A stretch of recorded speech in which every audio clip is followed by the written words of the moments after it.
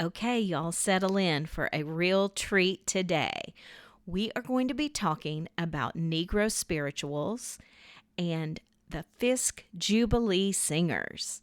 Fisk University is a highly ranked historically black university located in Nashville, Tennessee, and it's actually the oldest institution of higher learning in Nashville, Tennessee. In 1871, Fisk University was in dire need of some financial support, so a group of a cappella singers joined together to do a tour of the United States and later the world to raise funds for the university. That group later became known as the Fisk Jubilee Singers. We had the opportunity to sit down with their musical director, Dr. Paul Kwame. Dr. Kwame was born in Ghana, West Africa, and his father was a musician and taught him piano, violin, theory, and conducting.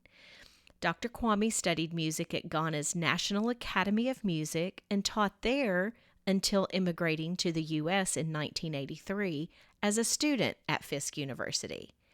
He promptly joined the Fisk Jubilee Singers.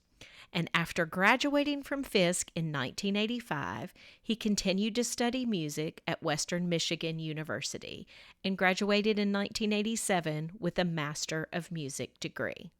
In the spring of 1994, he was solicited to serve as the part-time director of the Fisk Jubilee Singers. In the fall of that same year, he was promoted to full-time faculty member in the music department and became the musical director of the ensemble.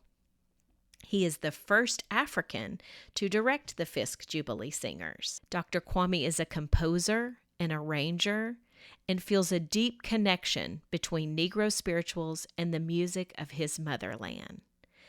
This music also touches his spirit. He believes in the faithfulness of God, who was a source of faith, wisdom, hope, and love for slaves and for the original Fisk Jubilee Singers. So join us at the table as we sit down with Dr. Paul Kwame. I'm Lainey. And I'm Laura Beth, and we are Steel Magnolias, the strength of steel. With the grace of a magnolia. We are here to have uplifting conversations about life in the South.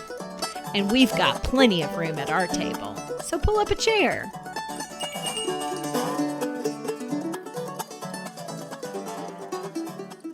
Well, hello and welcome to our listeners. I am so thrilled and excited to be introducing you all to Dr. Paul Kwame, who is the musical director of the Fisk Jubilee Singers.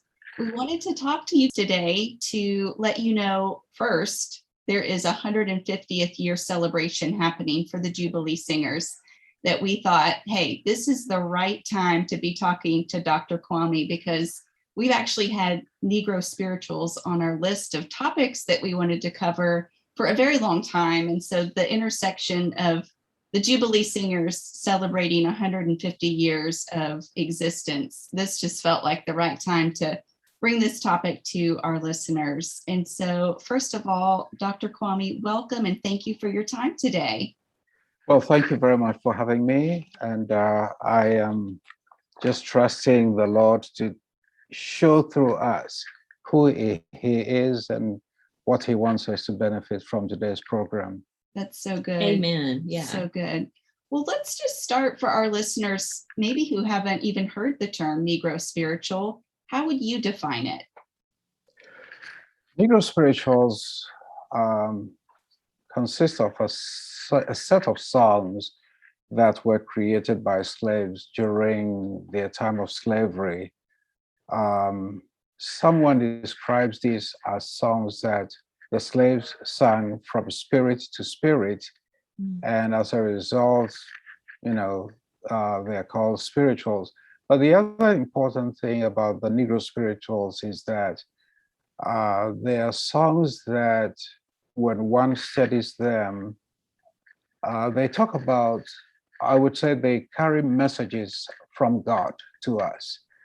And we do experience those messages today. We built our faith and inspiration on those songs today.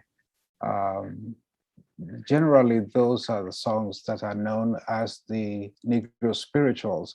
And I should also add that these are songs that the first group of Fisk Jubilee singers collected, transformed, and as they sang during their first tour in 1871, they shared these songs with the whole world.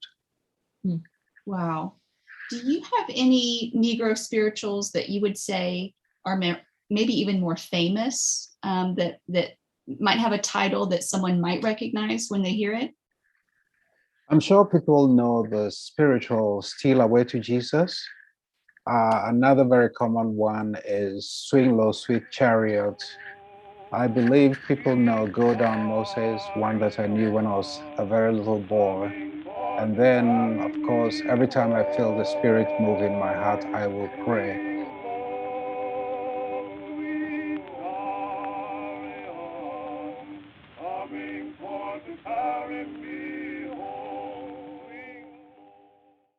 You know, it's interesting. Science has actually proven that there is great healing that comes from communal singing. I think that is so cool. Mm-hmm. Right. Do you think that these songs helped people get through the misery of slavery?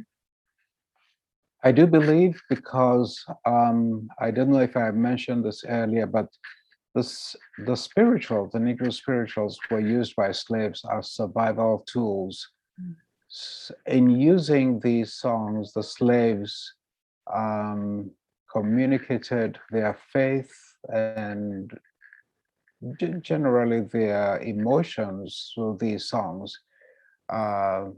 Even if they did not have any other human beings around them to listen to them, sometimes they sang these songs just to express their faith. There's a song, a spiritual, that talks about a slave who, after having a hard time on the plantation, sang this song and said, if nobody else, I'm paraphrasing, but basically said, if nobody else knows of his problems, Jesus was there to know about the problem. So these songs definitely helped them to get through the difficulties of slavery. Mm-hmm. For sure. Mm-hmm. Well, I'm just so proud that this important choral group is from Nashville, because this is our hometown where we were brought up. And since this is the 150th anniversary this year, that means that this original group, you said 1871, right. Those at first Fisk Jubilee singers, even before it was given that name, likely were slaves. Is that right? They had been former slaves? Majority of them were former slaves. Wow. Before coming to Fisk University. And in reading their stories, wow. Some of them, I would say most of them, had very difficult lifestyles, and they probably would not think that we would be talking about them today. But these are young men and women who were students at Fisk University, who gave up their education and traveled and shared these songs with the whole world.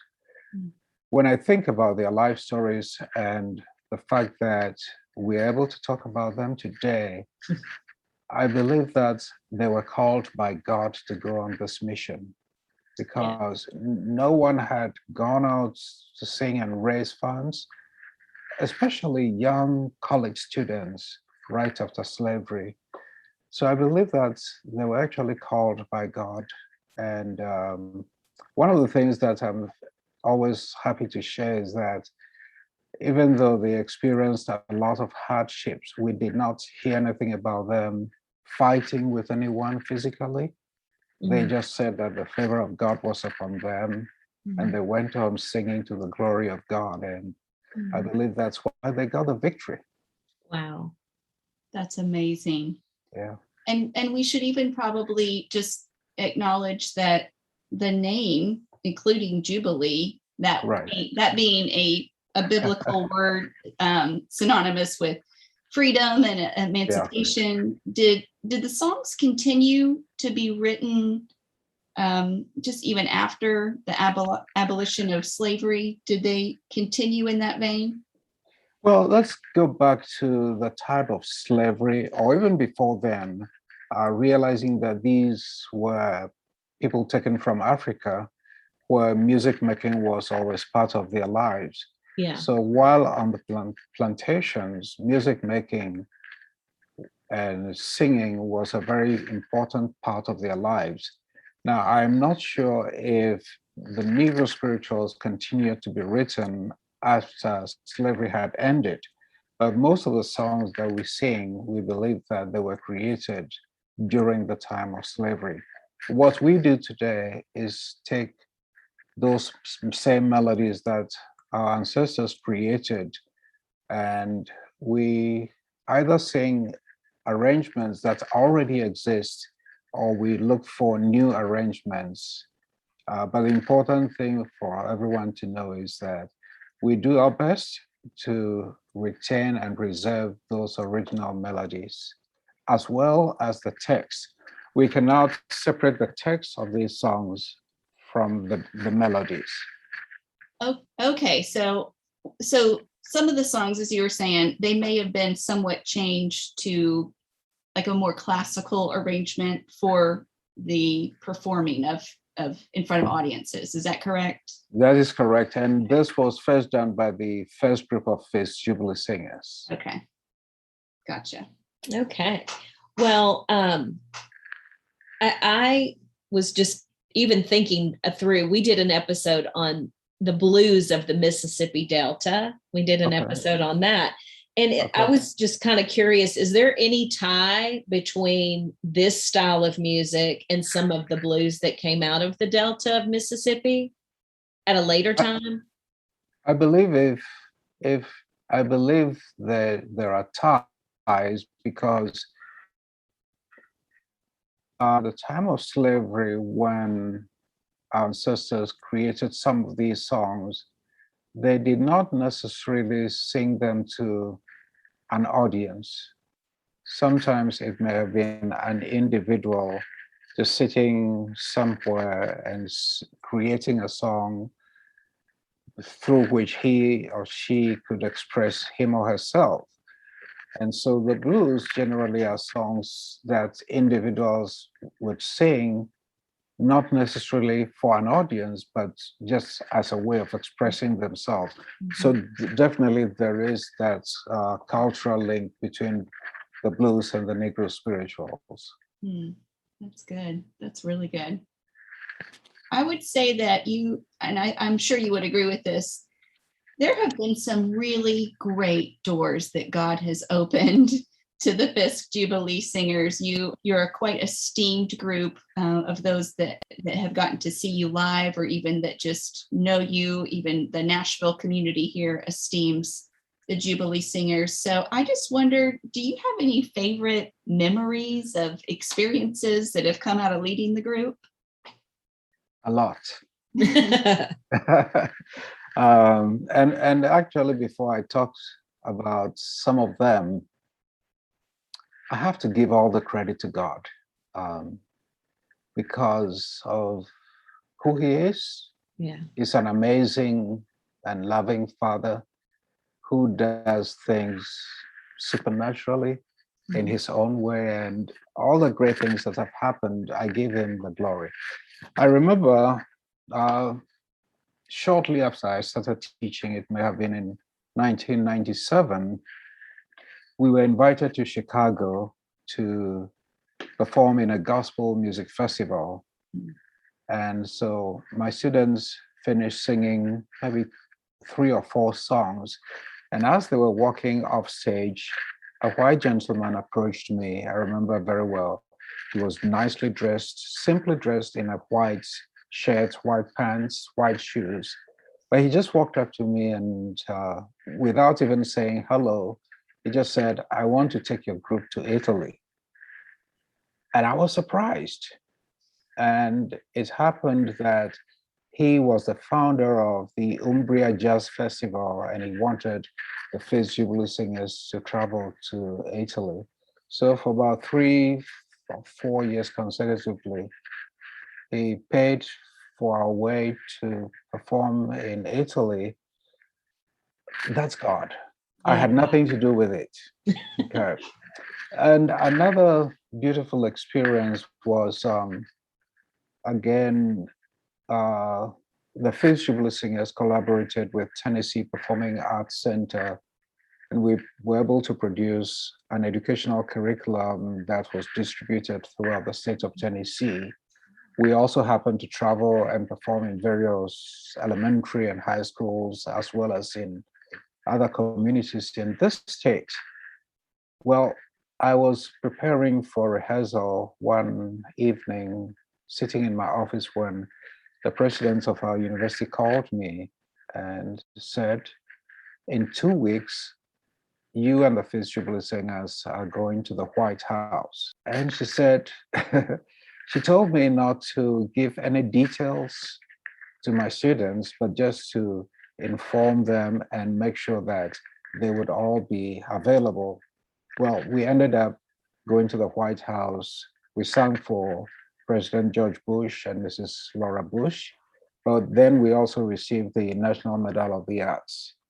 Wow. Those are just two of the great things that have happened. And again, I can only say that these are things that were orchestrated by God, and I have to give him all the credit. I bet your students thought you were playing a joke on them when you first told them. Yeah? Well, did they believe you? They knew that I was serious, but as I was told, I could not tell them where we were going. I remember one of them asking me to at least give them an idea of where we were going, because it was necessary for them to know the temperature of wherever, what the destination, so they'll be well prepared.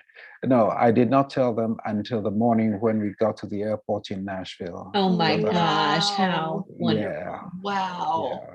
Wow. And approximately how many students got to go experience on that experience? 16 of them. Okay.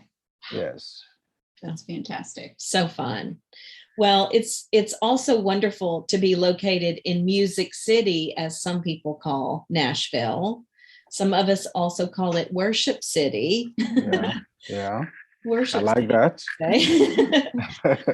But you guys got to do a concert that led to a Grammy award-winning album. Mm-hmm. I love. Right. I wanted to make sure we talked about this. Yes. Again, God will use things, all kinds of things, to open doors. But we have artists like CeCe Winans and Keb Mo that live in Nashville. Oh, wow. So you guys got to partner with they got to partner with the stellar Fisk Jubilee Singers. Tell us about that album. Well, we have to blame God for making this happen. Because I say this because all right, here's a story about the album. In the year 2016, Fisk University celebrated her 150th anniversary. And normally the Fisk Jubilee Singers would have performed in our beautiful chapel, but I had a vision to have us perform at the Ryman and have many more people experience our music. Mm. So with the help of some wonderful people in town, we organized the concert, and it was an amazing experience. I remember CeCe Winans singing Blessed Assurance with us. I will never forget the experience. It was beautiful. Yes. So anyway, we chose to record that full concert just for archival purposes. Then in 2017, the Ryman was celebrating their 125th anniversary, and we decided to perform there again and celebrate that anniversary as well. We also named Mike Kerb an honorary Fisk Jubilee singer. So he was present, and the audio recording for that concert was also done, again, for archival purposes. So later on, my camp came up with the idea that we should pick some of songs from 2016 and the 2017 concerts and compile and release an album. So that's what we did, and it led to our first Grammy. Wow. But again, I again look back at everything that's happened leading to this Grammy. And again, it's just God who gets the credit. Yeah. Just Yeah. him. I mean, he brought together the right people, the right artists, Yes. the right engineers, and here it is. Wow. And just so our listeners know, Mike Curb, who you were just mentioning, head of Curb Records here in Nashville, was the recipient of that honorary inclusion that you were just speaking of. So a couple of lessons learned from that. Yeah. One, I hear you saying, anytime you're in Nashville, be recording, right? Because you just never know what's going to come out of it. Yeah. And two, be careful what events you invite record producer or head of record labels to, because they might want to then package it up, because that's how they know how to do best. So and the beautiful thing is these record producers know how to bring the right people together. Mm-hmm. That's a beautiful thing about Nashville. That's so true. Yeah, yeah. Well, and now, so it's very cool that you guys are going back to the Ryman here in just a few days. Well, I guess I'm saying a few days, just because of the timing of when this recording will come out. But November 11th, you guys are going to be back at the Ryman Auditorium for a 150th celebration. Tell us about that show. What are you expecting? Well, this is, first of all, an opportunity for us to, again, honor the first group of Fisk Jubilee singers, those 9 young men and women who, even against the will of their parents and the administration, chose to travel around the country and raise funds for Fisk University. So we will definitely honor them with a very special program at the Ryman on November 11th. One other thing we want to bring out through this concert is to get people to know that the music of the Fisk Jubilee singers, the Negro spirituals, form the root of various forms of American music. Mm. So we will perform definitely Negro spirituals. We will hear gospel music. We will hear blues. We'll hear jazz. We'll hear some country music. We'll hear some R&B, and then we'll also hear some hip hop music, and then rock and roll. Wow. But this is to help us reveal or emphasize the importance of the connection between the Negro spirituals and these other forms of music. So we have some great artists lined up to perform that night. The other thing I want to mention is this is a concert where Nashville, the city of Nashville, is honoring the Fisk Jubilee singers. So all of the artists except one live here in Nashville. Wow, that's so cool. That's amazing. Amazing. Well, it's honor that is due. So I'm excited that is happening. You have spent quite a few years now, Dr. Kwame, in the American South. So what would you like? How many now? 25 years? More than that. Okay. I've been teaching at Fisk for 27 and a half years. And so I've been in the South for over 30 years. Okay. Except I don't speak the Southern as I should. I love your accent. Don't change a thing. What would you like people who are listening? We have a lot of listeners in the American South, but we have listeners truly all over the world. Mm-hmm. Yeah. So what would you like people to know about the South?